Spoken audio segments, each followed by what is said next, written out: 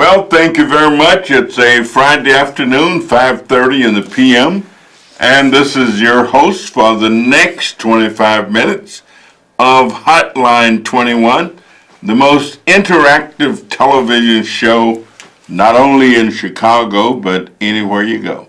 I tell you, I am so delighted to be here and to have, again, the opportunity to interact with you, the viewing audience, the listening audience. It's been a very busy week for me. As a matter of fact, it's been a very busy 2 weeks for me. Last week, I spent most of the week in Geneva, Switzerland, and just had a marvelous time. I went to Geneva, Switzerland to talk about a project that a group of individuals who have heritage in Jamaica, and they are trying to develop, and we are trying to develop, a technology park in Jamaica. And people would probably want to know, what am I doing with it, and what does it have to do with the 7th Congressional District in Illinois? What it has to do with, it's very complex, but it's very exciting. Energy costs in Jamaica are quite high. And this group of individuals, while they all have Jamaican heritage, they are engineers, they're airplane pilots. As a matter of fact, Donnie Cochran, one of the gentlemen, used to be the squadron leader for the Blue Angels. Another one of the gentlemen is an investment banker, used to work for John Rogers. Another one of the gentlemen is an attorney. Another one is a retired military engineer from the Navy. So they're engineers and planners and developers, and of course Mr. Hyde, who is the consulate for Jamaica and resides here in Chicago.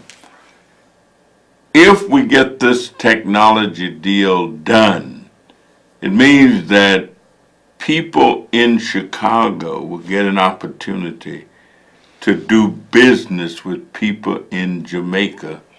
And so it becomes a win-win situation for both countries, and certainly for those of us in the Chicagoland area. It was a very prominent group of individuals who went. One, of course, was the son of Marcus Garvey, Dr. Julius Garvey, just a delight. He's a practicing physician, lives in New York, and let me tell you, he is just an incredible human being. Not only is he a practicing physician, but he's also steeped in the history and the ideology. One of the other gentlemen, Lester Barkley, who's an attorney, his grandfather was a contemporary of Marcus Garvey and actually worked with him. So we'll talk some more about that, but we also met with the United Nations, and the highlight of that was a 1-hour meeting that we had with Kofi Annan, the former Secretary General of the United Nations. And I couldn't help but be reminded that a few weeks ago people were talking about Commissioner Richard Boykin was trying to bring in troops from the, I hate to even be reminded of it. The United Nations is doing more work on trying to figure out how to stem violence, how to decrease violence, how to get rid of violence, how to teach people to be nonviolent. We met with the World Health Organization and the people in the world who are absolute experts on this whole business of violence. Also on the trip with us was State Senator Matty Hunter, with former State Representative Coy Pugh, and Dr. Marshall Hatch, who is the pastor of the New Mount Pilgrim Baptist Church. But he really was with us because he's chairman of the board of Chicago State University. And we're trying to merge and put together 3 or 4 universities doing research. The university in Jamaica, the university in Switzerland, and of course Chicago State University, and perhaps 2 or 3 others. And that was the reason he was there. We're going to go to the caller in a minute, but I also want to mention that we had a lot of work in D.C. this week.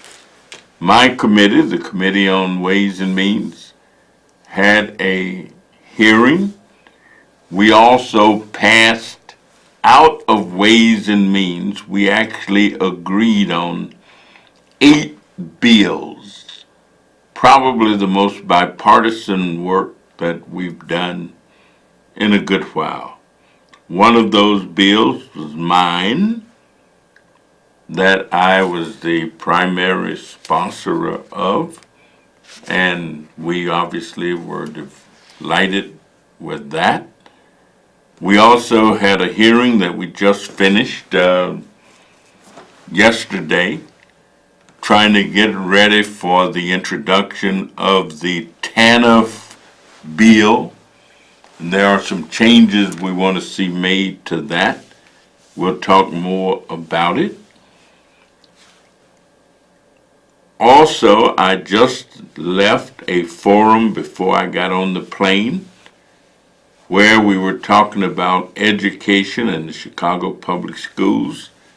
And just before I spoke to the group, Dr. Janice Jackson was on a panel, and the group was talking about what has been going on.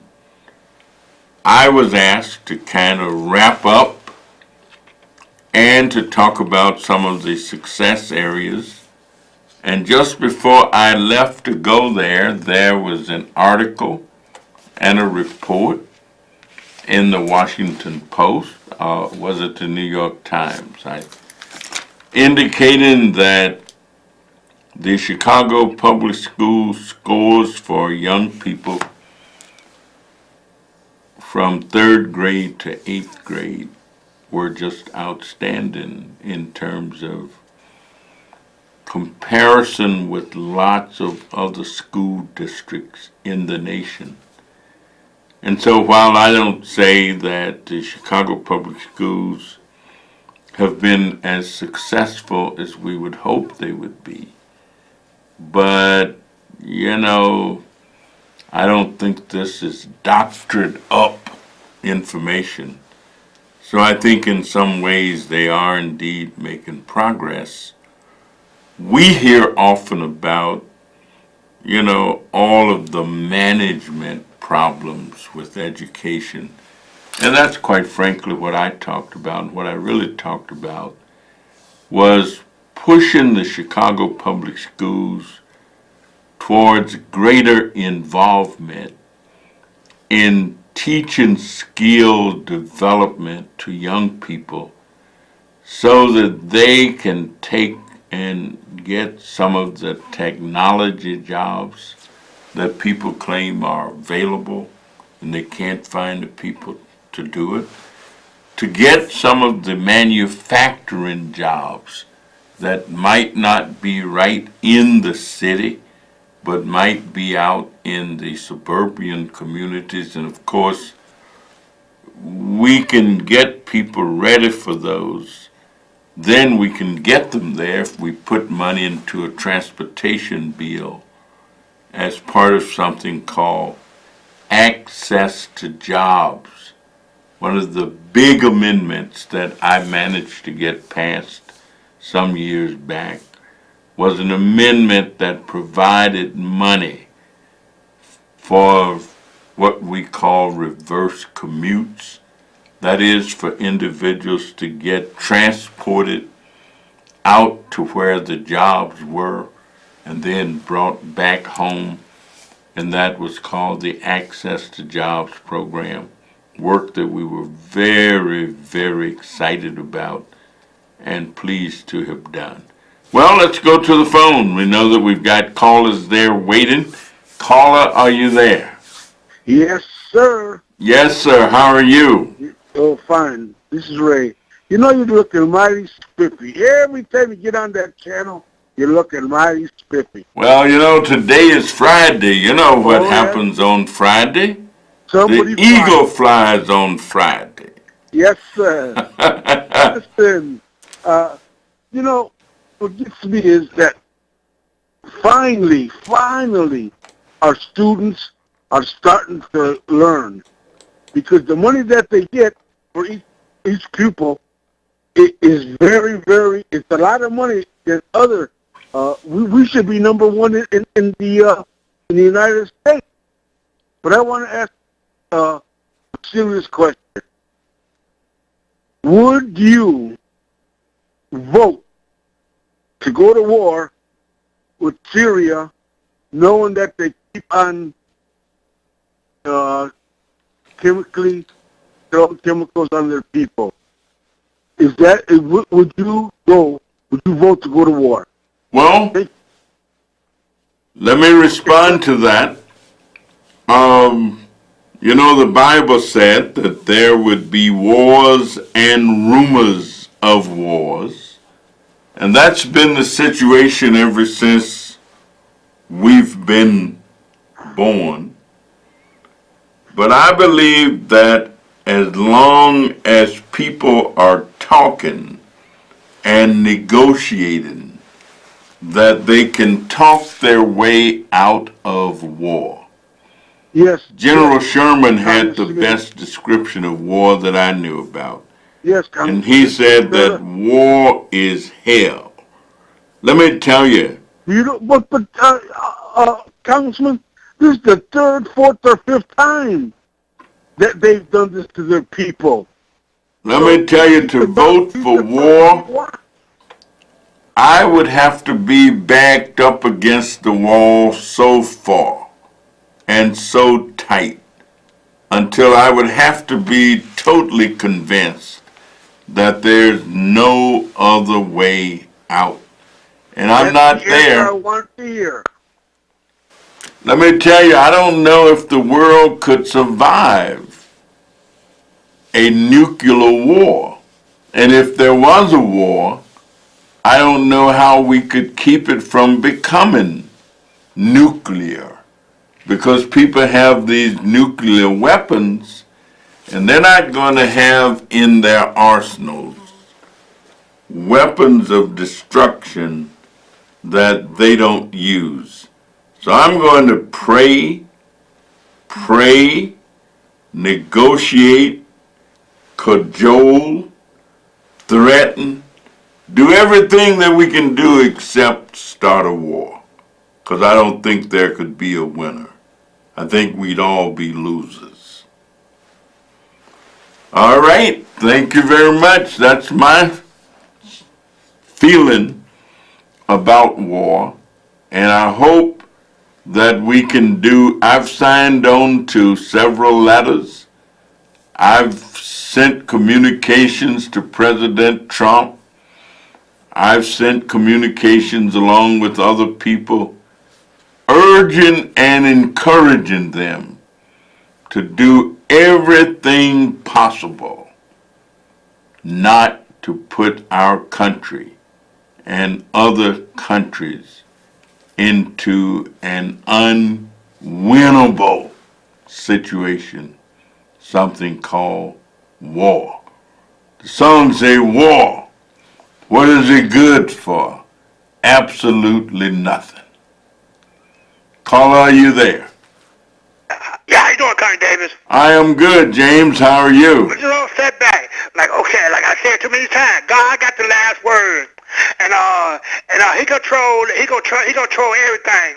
But I don't think it's gonna be a war. They can get in front of the media and talk all they want. And all they want, but God got the last word on the media. God got the last word on Donald Trump. God got the last word on Russia and Syria. God control that. God, they still don't need to pray to God because God is in control. They can say all they can get in front of the media, all they want, talk about they gonna do this and that. God got the last word, congregated, and people should be going to church. A lot of people be going to church, congregated. I agree with that. As a matter of fact, you know, I believe that people can learn peace.